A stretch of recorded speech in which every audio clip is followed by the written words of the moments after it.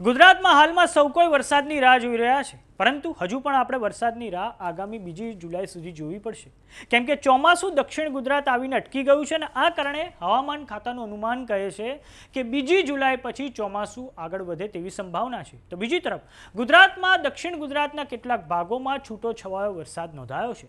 તો આજે આપણે આ વિડીયોમાં એ પણ જાણીશું કે નૈઋત્યનું ચોમાસું કેમ ફરી એકવાર અટકી ગયું છે. નમસ્કાર, જમાવટ સાથે હું છું પાર્થ.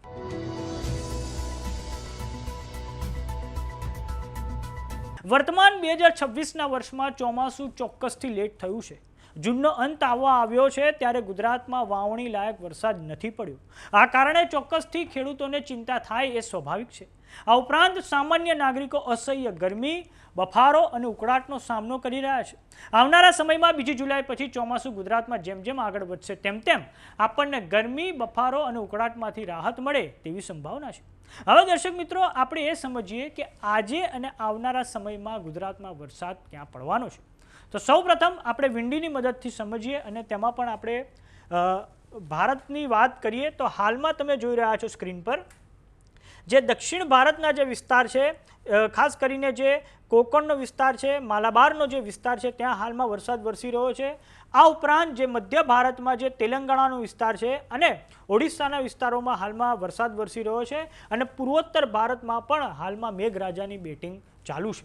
હવે દર્શક મિત્રો, આપણે વાત કરીએ ગુજરાતની. તો ગુજરાતમાં આજે અને આવતીકાલે કયા વિસ્તારોમાં વરસાદની સંભાવના રહેલી છે. તો આજે 28 તારીખ છે. તો આજે દક્ષિણ ગુજરાતના જે સુરતની આજુબાજુના વિસ્તારોમાં વરસાદ વરસી શકે છે.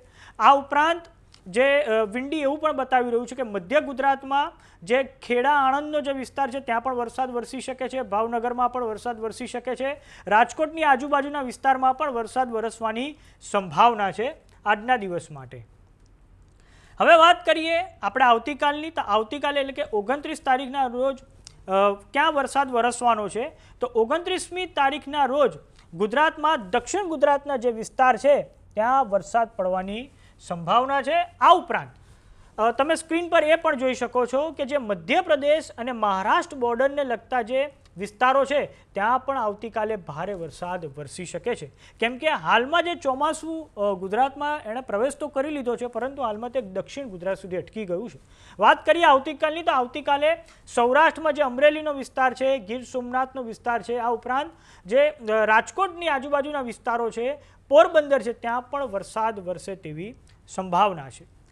હવે દર્શક મિત્રો, આપણે હવામાન ખાતાની સત્તાવાર આગાહી મુજબ જોઈએ તો આપણે એ જોઈશું કે ચોમાસું હાલમાં ક્યાં પહોંચ્યું છે.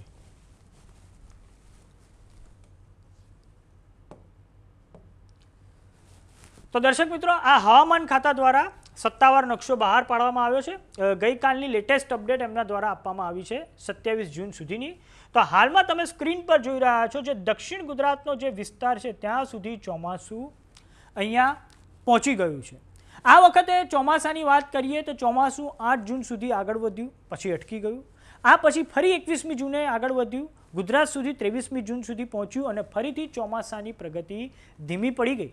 અને આગામી હવે 2 જુલાઈ પછી ફરી એકવાર ચોમાસું આગળ વધશે, પરંતુ એ ચોમાસું જ્યારે આગળ વધશે ત્યારે પણ સૌરાષ્ટ્ર અને દક્ષિણ ગુજરાતના કેટલાક વિસ્તારોમાં વરસાદ લાવે તેવી સંભાવના છે. આ પછી 9મી જુલાઈ પછી વરસાદનો વિસ્તાર ગુજરાતમાં વધે તેવી આગાહી હવામાન ખાતાએ કરી છે. ચોમાસું એટલે પણ અટકી ગયું છે કેમ કે અહીંયા જે ઉપરનો વિસ્તાર છે ત્યાં એવી કોઈ સિસ્ટમ નથી બની કે જેના કારણે ચોમાસું આગળ વધે, અને આ કારણે હાલમાં ફરી એકવાર દક્ષિણ ગુજરાતમાં આવીને ચોમાસું અટકી ગયું છે.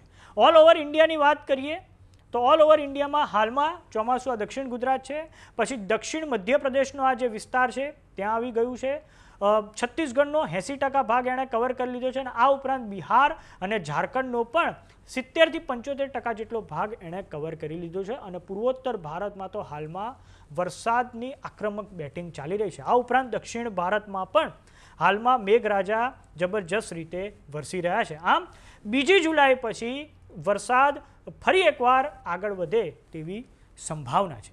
હવે દર્શક મિત્રો, આપણે હવામાન ખાતાની આગાહીની મદદથી સમજીશું કે આજે અને આવતીકાલે વરસાદ ક્યાં વરસવાનો છે. તો આજે દર્શક મિત્રો 28 તારીખ છે. તો આજે હવામાન ખાતાએ ભાવનગર, અમરેલી, ગીર સોમનાથ, દીવ, આ ઉપરાંત દક્ષિણ ગુજરાતમાં બરોડા, છોટાઉદેપુર, નર્મદા, સુરત, તાપી, નવસારી, ડાંગ, દમણ, વલસાડ અને દાદરાનગર હવેલી માટે છૂટાછવાયા સ્થળોએ હળવાથી મધ્યમ વરસાદની આગાહી કરી છે.